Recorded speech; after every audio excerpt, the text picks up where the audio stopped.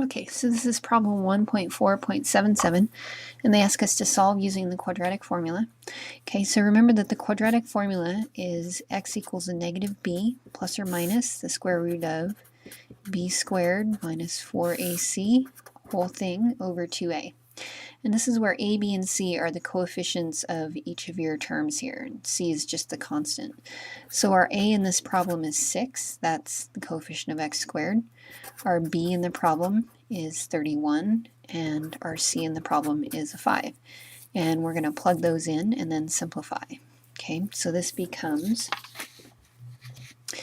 x equals a negative b, so that's a negative 31, plus or minus the square root of b squared, so that's 31 squared, minus 4 times a is 6 and c is 5, and that's all over 2 times 6.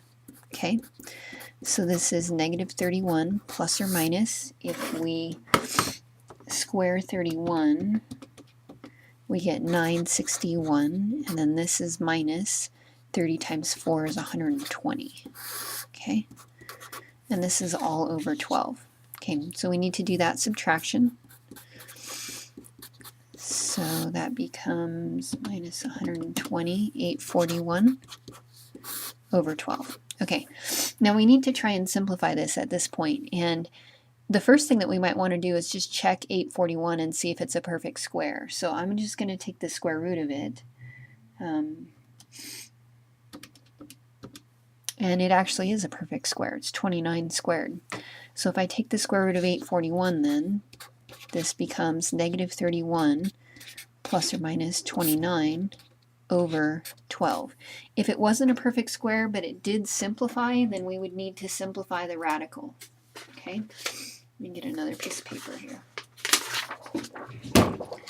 Okay, so at this point we have this negative 31 plus or minus 29 over 12. Let's take that over here. So what we want to do is we actually want to calculate this. We have both a plus and a minus. So this becomes two different things. It becomes negative 31 plus 29 over 12. And it's also negative 31 minus 29 over 12. Okay, so we want to actually get the answers to get the numbers. Since the radical went away, these two are now like terms, so we want to simplify. So negative 31 plus 29, so that's going to be a negative 2 over 12, which actually reduces to be, it's a little scrunched here, but a negative 1/6.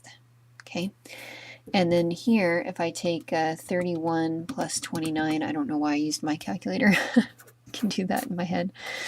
Then we get a negative 60 over 12. And this is going to reduce to be a negative 5.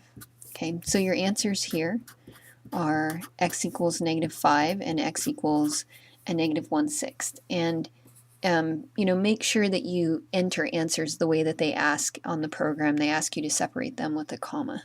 Okay, so I think to answer the question of the person that asked this, the question was, do we need to simplify any further? And yes, you always need to check and see if this radical will break down either as a perfect square and come out, or if it doesn't, if it will just simplify, and then you can simplify the radical and reduce.